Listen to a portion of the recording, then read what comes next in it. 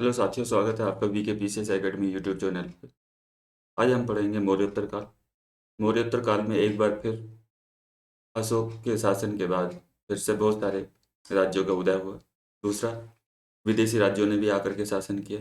उसी के बारे में हम मौर्योत्तर काल पढ़ेंगे, जिसका टाइम पीरियड है 220 से 300 एडी। जैसे हम क्षेत्रीय शासकों की बात करें, राज्यों की, तो पाटलिपुत्र में शुंग एवं कण्व वंश की स्थापना हुई। कलिंग, यहाँ पर चेदी वंश था जिसका शासक खारवेल था। नीचे की बात करें तो यहाँ पे सातवाहन थे। यहाँ पे चोल, पांड्य और चेर थे। इनके स्रोत की बात करें तो महाभाष्य पतंजलि का लिखा हुआ है और गार्गी संहिता, ये संस्कृत साहित्य है। इन दोनों में यवन आक्रमण की चर्चा मिलती है। जो हिंद यूनानी शक पहलव कुषाण थे, उनके आक्रमण की चर्चा इनमें मिलती है। बात करते हैं गार्गी संहिता, ये गाथा सप्तशती, ये एक प्राकृत रचना है। सातवाहन शासक हाल की है। इसमें राधा कृष्ण सेन की पहली बार चर्चा की गई। अब हम राजनीतिक परिदृश्य देखते हैं। ये है देशी राज्य जो इस टाइम टाइम पे शुंग एवं कण्व वंश और सातवाहन वंश, और विदेशी राज्यों ने जो शासन किया, हिंद यूनानी शक पहलव और कुषाण। हम इनके बारे में आगे चर्चा करें। अब देखते हैं शुंग वंश। शुंग वंश की स्थापना 185 बीसी में हुई थी और ये 75 बीसी तक चला। मौर्य का जो अशोक के उत्तराधिकारी में वृहद्रथ अंतिम शासक था मौर्यों में, उसकी हत्या की पुष्यमित्र शुंग ने। तो उसी ने ये शुंग वंश की स्थापना की, यानी स्थापना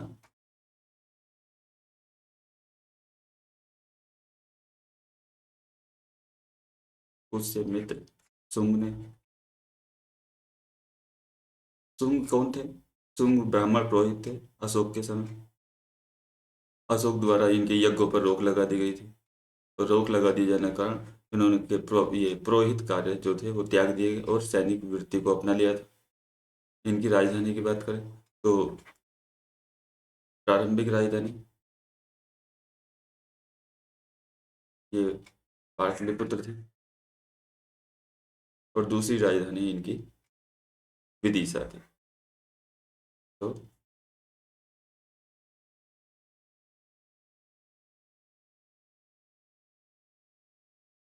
प्रारंभिक राजधानी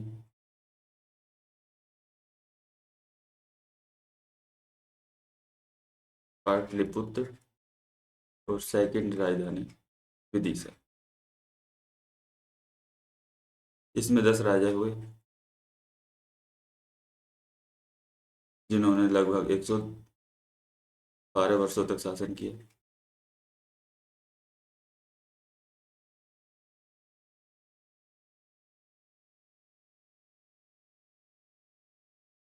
इनका अंतिम शासक था देवभूति।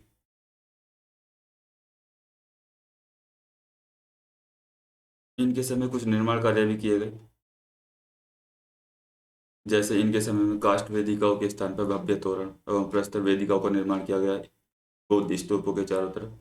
दूसरा, अशोक के काल में बने हरुत स्तूप, हरुत बोध गया, सांची, ये स्तूपों का निर्माण हुआ था अशोक के समय। लेकिन उनमें जो वेदिका में जो पाषाण का प्रयोग किया गया था, वो शुंग शासकों द्वारा ही कराया गया था। कौन कौन से? हरुत स्तूप में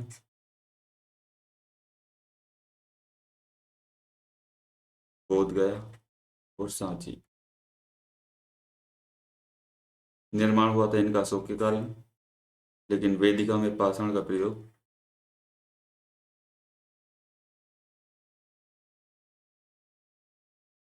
पाषाण प्रयोग शुंग वंश के शासकों की देन थी। आगे बढ़ते हैं। इसी समय ये सांची का स्तूप है, इसकी लंबाई चौड़ाई भी बढ़ाई गई। इसकी लंबाई 34 फीट से बढ़ाकर 54 फीट कर दी गई,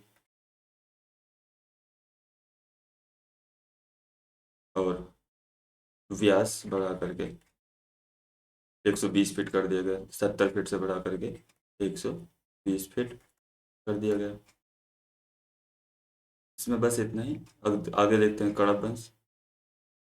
कण्व वंश है 73 BC से 27 BC। स्थापना वासुदेव कणव। इस वासुदेव कणव ने देवभूति की, यानी अंतिम शुंग शासक देवभूति की हत्या करके वासुदेव कणव ने कणव वंश की स्थापना की थी, यानी ये संस्थापक था।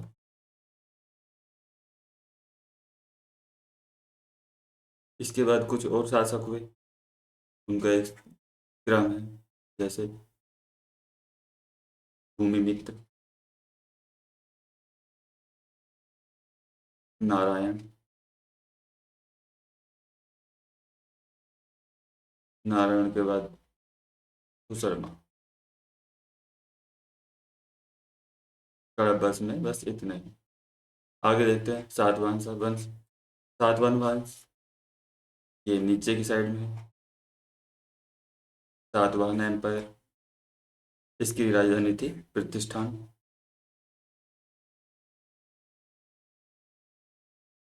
तो ये था सिमुक। संस्थापक कौन है? सिमुक। और उसके बाद आने वाले जो राजा हैं, शांतकर्णी, गौतमी पुत्र शांतकर्णी, और वशिष्ठ पुत्र पुलगामी, और यज्ञश्री शांतकर्णी। सिमुक ने अंतिम कणव शासक वसुदेव की हत्या करके, सॉरी ये सुशर्मा की हत्या करके सातवाहन वंश की नींव रखी। सिमुक ने सातवाहन वंश के शासकों को दक्षिणाधिपति कहा जाता है।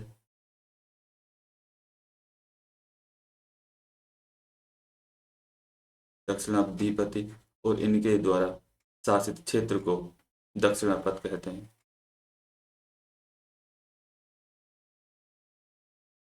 शांतकर्णी के बारे में हम जान लेते हैं। तो शांतकर्णी फर्स्ट, इसकी रानी थी नागनिका। उसका एक अभिलेख मिलता है, नानाघाट अभिलेख। नानाघाट अभिलेख से पता चलता है कि ब्राह्मण और बुद्ध, ब्राह्मण और बुद्ध दोनों को भूमि दान दी जाती थी।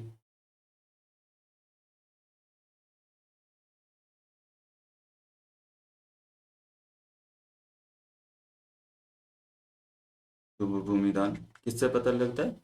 नानाघाट अभिलेख से।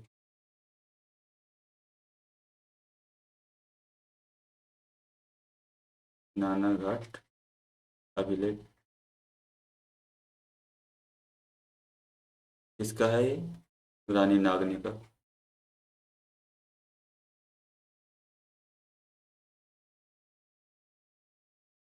रानी नागनी का किसकी पत्नी थी? शांतकर्णी फर्स्ट की। ये पहला साक्ष्य है मौर्योत्तर काल में। आगे बात करते हैं। शांतकर्णी ने ही दो अश्वमेध यज्ञ कराए।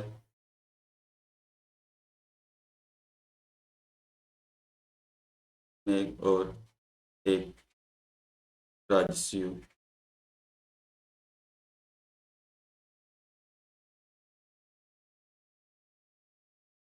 यज्ञ का अनुष्ठान कराया। अनुष्ठान किए। इसी में शांतकर्णी फर्स्ट ने मालव शैली की जो गोल मुद्राएं तथा अपनी पत्नी के नाम से रजत मुद्राएं उत्तीर्ण करवाई। मालव शैली की गोल मुद्राएं और अपने पत्नी के नाम रजत मुद्राएं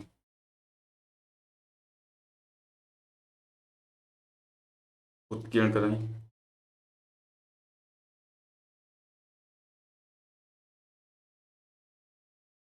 अब बात करते हैं अगला शासक हाल।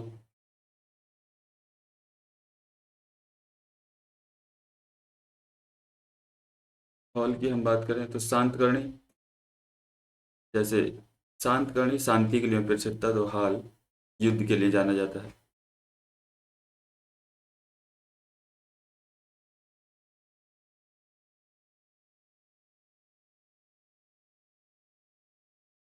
इसने प्राकृत भाषा में गाथा सप्तशती, गाथा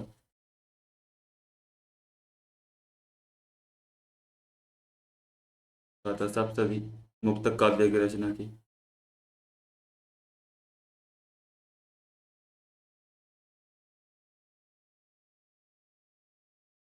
हाल की राज्यसभा में कुछ कवि निवास करते थे, जैसे गुणाढ्य। गुणाढ्य ने लिखी वृद्ध कथा, और सर्ववर्मन, सर्ववर्मन ने लिखी थी कातंत्र। अब हम बात करते हैं अगले, वशिष्ठ पुत्र पुलवामी। तो वशिष्ठ पुत्र पुलवामी इस आंध्र प्रदेश जीता।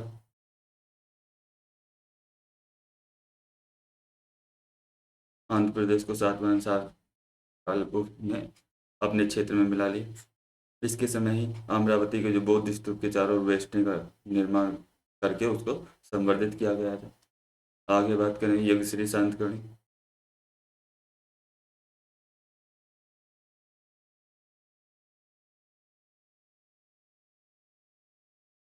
इसके बारे में एक फैक्ट है कि इसके सिक्कों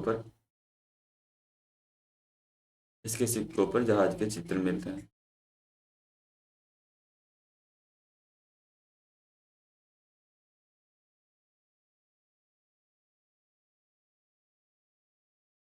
चित्र मिलते हैं। ये हो गया आपका सातवां राजवंश। अब हम देखेंगे जो विदेशी आए और विदेशियों ने जो शासन किया उनके बारे में। तो विदेशियों में आए हिंद यूनानी, शक पहलव कुषाण। तो सबसे पहले आए हिंद यूनानी।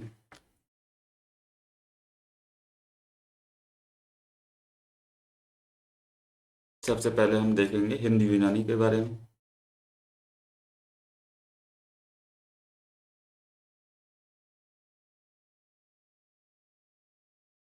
हिंद यूनानी, हिंद यूनानी की बात करें तो मौर्योत्तर काल में हिंद यूनानी शासकों के कई सिक्के हमें प्राप्त होते हैं, जिससे लगभग उनके 30 शासकों के बारे में हमें जानकारी मिलती है। अब हिंद यूनानी की बात करें तो इसका जो संस्थापक था वो था यूथिडेमस।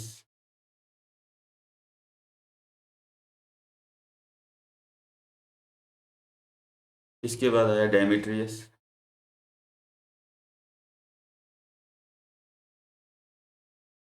और डेमेट्रियस के बाद आया मेनांडर।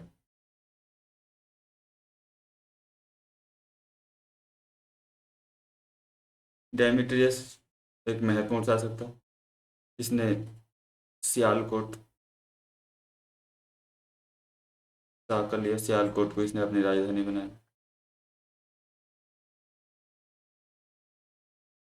अपनी राजधानी बनाया और सिंधु नदी पार करके चित्तौड़ तक आया। इसने भारतीय राजाओं के समान अपनी उपाधि धारण की। पश्चिम में नगरीकरण को बढ़ावा दिया।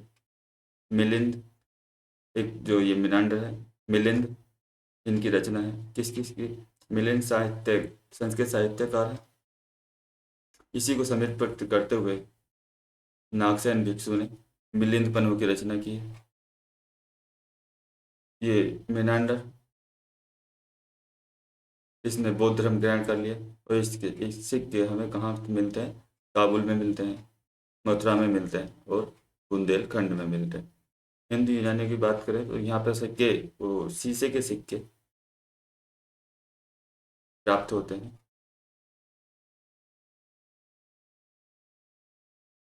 वो किसके शासन काल के थे? यहाँ पर जैसे हमने बताया 30 शासक हुए, तो एक शासक था उसका नाम था स्ट्रेटो सेकंड। इसके नाम से शीशों के सिक्के चलाए गए थे। आगे देखते हैं हिंदू यूनानियों का भारतीय संस्कृति पर क्या प्रभाव पड़ा होगा। तो हिंदू यूनानी पहले शासक थे जिन्होंने सबसे पहले सोने का सिक्का चलाया। सबसे पहले सोने का सिक्का।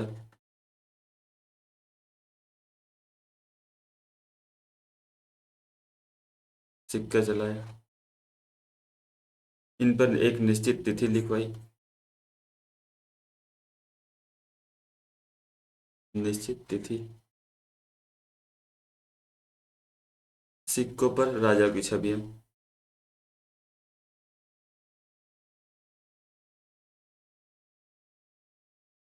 ये चित्र अंकित किए गए।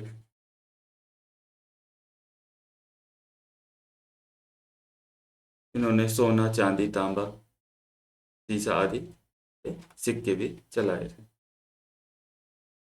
दूसरा, सिक्कों पर इनके सिक्कों पर संकर्षण और वासुदेव अंकित करने जो मिलते हैं, जो भारतीय पृष्ठभूमि की जो देवता हैं, संकर्षण,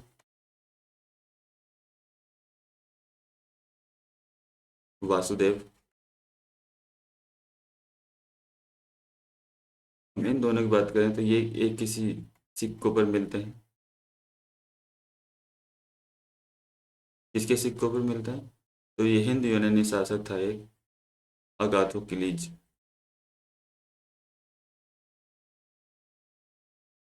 मिलते हैं। तो उससे आगे बात करेंगे, ये यूनानी ज्योतिष का प्रभाव भारतीय ज्योतिष पर। भारत के 5 ज्योतिषों में से रोमक और पोलिस यूनान की ही देन है। तो तीन भारतीय कौन कौन से हैं? पितामह, सूर्य और वशिष्ठ।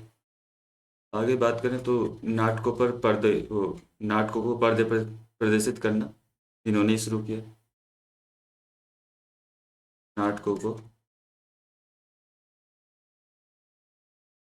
पर्दे पर प्रदर्शित करना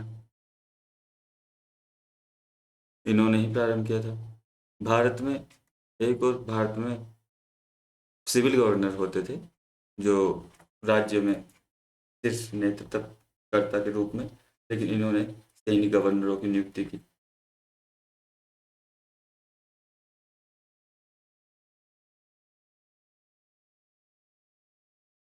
दूसरा, यूनानी की हेलोनिस्टिक कला का प्रभाव हमारे भारत पर पड़ता हुआ दिखाई देता है। गांधार जो था एक केंद्र, गांधार से वहाँ की तमाम मूर्तियाँ मिली, जिनमें हेलोनिस्टिक कला का प्रभाव हमें दिखाई देता है। ये हो गया आपके पहला, ये हिंदी यूनानी। अब हम देख बात करेंगे हिंदी यूनानी के बाद आए शक।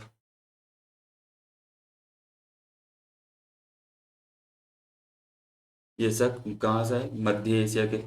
घुम मध्य एशिया के घुमक्कड़ कबीले के लोग थे।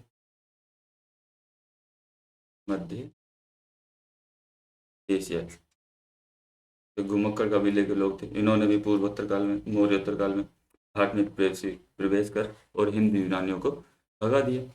शकों ने भारत में 5 राज्य स्थापित किए। 5 नहीं, सॉरी, 4 राज्य स्थापित किए।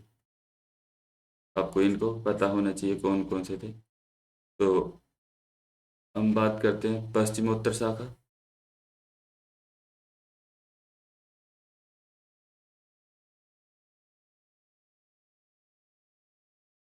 इसकी राजधानी थी तक्षशिला।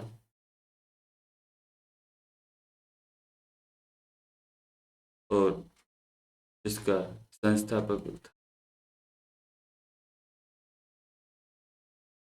संस्थापक की बात करें, ये राज्य का नेतृत्व करते हुए बात करें तो माओस।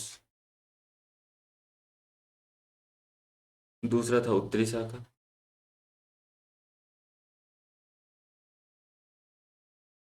उत्तरी शाखा का की राजधानी थी मथुरा। और यहाँ पे शासक था सोडास। तीसरी शाखा थी दक्षिणी शाखा। और दक्षिणी शाखा की राजधानी थी नासिक, महाराष्ट्र में आज के। और यहाँ पे राजा था सिमुक। ये सिमुक वहाँ पे भी मिलता है सातवाहन में, लेकिन ये उससे अलग है। और एक है पश्चिमी शाखा। पश्चिमी शाखा की राजधानी थी उज्जैनी। और यहाँ का संस्थापक ये राजा था जस्टन। आगे हम बात करें शकों का भारत पर क्या प्रभाव पड़ा। तो शक मूलतः कबीलाई संस्कृति के लोग थे, अतः सांस्कृतिक रूप से भारतीय संस्कृति में समाहित हो गए। तेजी से युद्ध करते थे, घुड़सवारी इनकी काफ़ी बेहतर थी। भारत की रक्षा प्रणाली बेहतर हुई। इन्होंने चांदी के सिक्के जारी किए।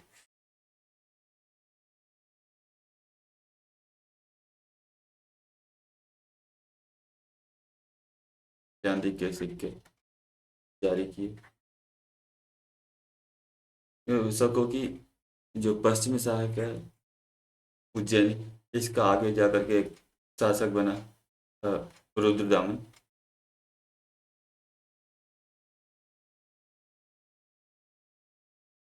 पश्चिमी सागर का आगे जाकर के शासक बना रुद्रदामन। इसने गिर पहाड़ी पर काठियावाड़ गुजरात में एक लेख लिखवाया संस्कृत में, बोलते हैं रुद्रदामन का भी लेख।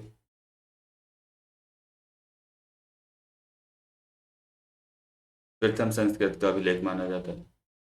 इसी ने, रुद्रदामन ने ही गुजरात में भी सुदर्शन झील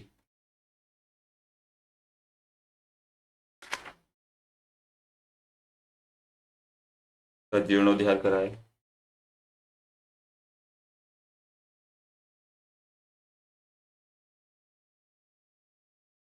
उद्धार कराया इसी समय। तो जो दक्षिणी शाखा है, नासिक, इसके जो अन्य आगे आने वाले शासक हुए, उनका सातवाहन शासकों के साथ भी अच्छे संबंध रहे थे। अब बात करते हैं भारत में पहल, हिंदी यूनानी हो गया, शक हो गए। अब देखते हैं हम पहलव।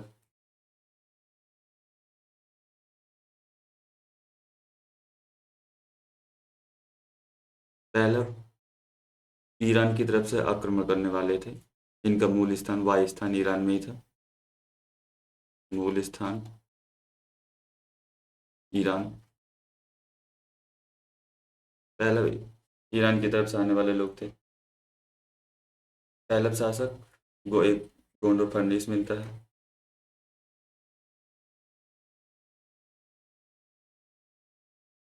इसकी चर्चा मिलती है 19 से 45 AD के बीच में।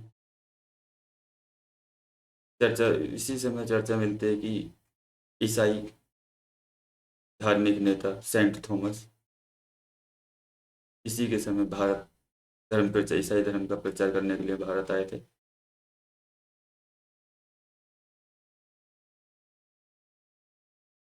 ईसाई धर्म का प्रचार करने। अब इसके बाद आते हैं हिंदू यूनानी शक पहलव कुषाण। अब आते हैं कुषाणों के बारे में पढ़ते हैं। तो कुषाण की हम बात करें तो कुषाण भी मध्य एशिया यानी मंगोलिया क्षेत्र के रहने वाले थे। इस इलाके में दो वंश थे, यूची और तुखोरी, महत्वपूर्ण कबीले थे जिनकी 5 शाखाएं थी। उन्हीं में से कुषाण भी एक थे। ये पूर्व में चीनियों पर युद्ध करते थे, चीन से हमले करते थे चीन पर लगातार। जब चीनियों ने चीन की महान दीवार खड़ी कर ली ची होंगटी के काल में, तो फिर ये भारत की तरफ आना शुरू कर दिए। तो कुषाणों की 2 शाखाएं थी।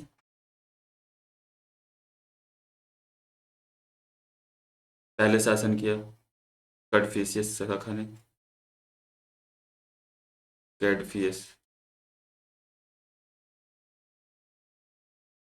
और दूसरी कनिष्क शाखा।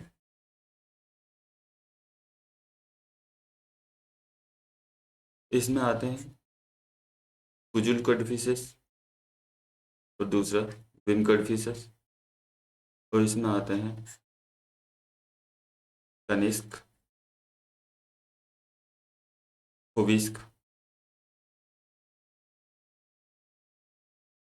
अब इसके बाद आता है वशिष्क। वशिष्क के बाद आता है वासुदेव। तो यदि आपको एक फैक्ट देखना हो तो कनिष्क बौद्ध धर्म, कनिष्क और होविस्क ने बौद्ध धर्म अपनाया था। वशिष्क ने वैष्णव धर्म अपनाया था और वासुदेव ने शैव धर्म अपनाया था। तो कुजुल कड़फिसेस और विम कड़फिसेस इस शाखा ने केवल 28 वर्षों तक शासन किया। 28 वर्ष शासन किया। ये बात करें कुजुल कड़फिसेस, तो कुजिल कड़फिसेस ये कैडफियस शाखा का संस्थापक था। पश्चिम और उत्तर में इसने अपनी सत्ता स्थापित की। इसने तांबे के 2 प्रकार के सिक्के चलाए। तांबे के 2 प्रकार के सिक्के चलाए, रोमन सिक्कों की नकल करके। यानी ये तांबे के जो सिक्के चलवाए, ये रोमन सिक्कों की नकल करके तांबे के सिक्कों में डलवाए थे।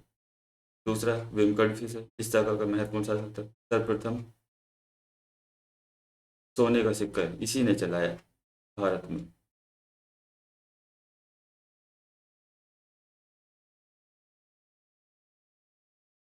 सोने का सिक्का विम कड़फिसेस ने ही भारत में चलाया, कुषाणों में, यानी कुषाणों में सर्वप्रथम। तथा अपना राज्य विम कड़फिसेस ने सिंधु नदी के पार तक फैलाया। सिंधु के पार तक।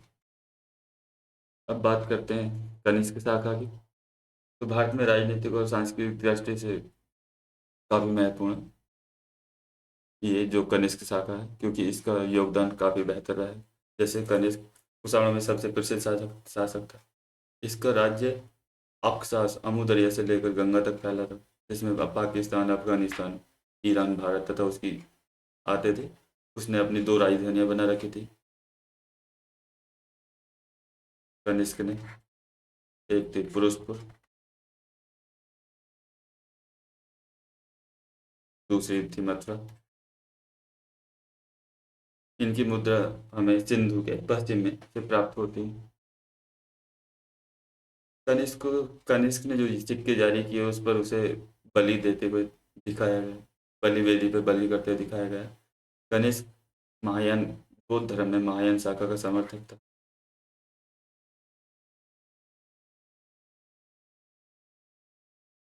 इस कनिष्क ने सन को शक संवत जारी किया।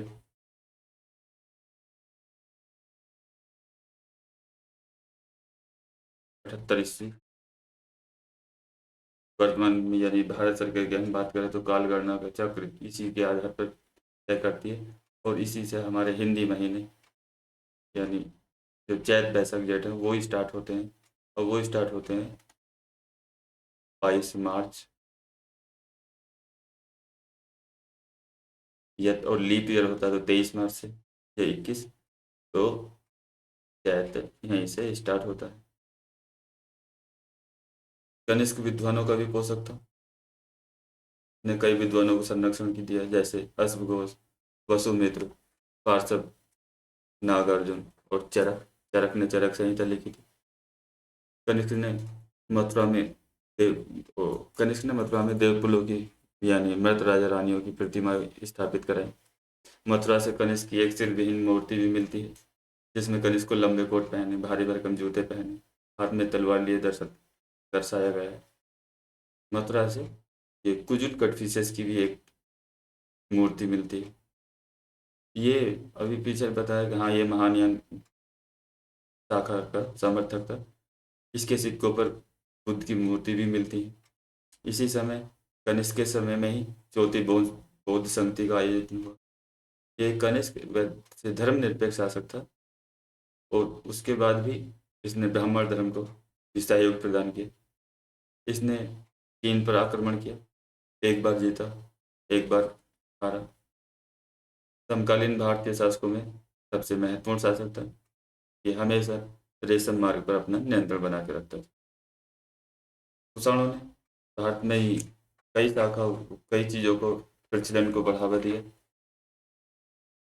जैसे इन्होंने सर्वाधिक तांबे के सिक्के जारी किए। कुषाणों ने सर्वाधिक तांबे के सिक्के जारी किए। सोने की यदि शुद्धता की बात करें, तो यदि गुप्तों के बाद स्थान आता है तो वो कुषाणों के सोने के सिक्कों का था। शुद्धता के मामले में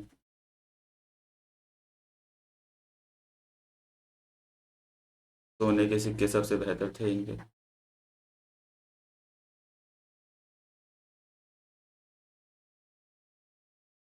बेहतर मिलते हैं। संख्या के मामलों में हम बात करें, संख्या के मामलों में गुप्त काल। कुषाणों ने भवन निर्माण में भी नए तरीके अपनाए। जैसे उन्होंने लाल पत्थर टाइल्स का प्रयोग सजावट के लिए किया, सुर्खी और चूने का प्रयोग जुड़ाई के लिए किया। कुषाण सेना में घोड़े के प्रयोग को भी काफी बढ़ावा देते थे। उनके आने से भारतीय सैन्य प्रणाली को बोल सकते हैं कि मजबूत हुई। कुछ विशेष वस्तु जैसे लंबा कोट, चूड़ीदार पजामा, कुर्ता, पगड़ी इन्हीं की देन है। कुषाण शासकों को देवपुत्र कहा जाता है और यह उपाधि उन्होंने कहाँ किससे ली थी? चीन से ली थी। इस वीडियो में बस इतना ही। यदि आपको वीडियो अच्छा लगे तो लाइक करो, शेयर करो, सब्सक्राइब करो। Thank you.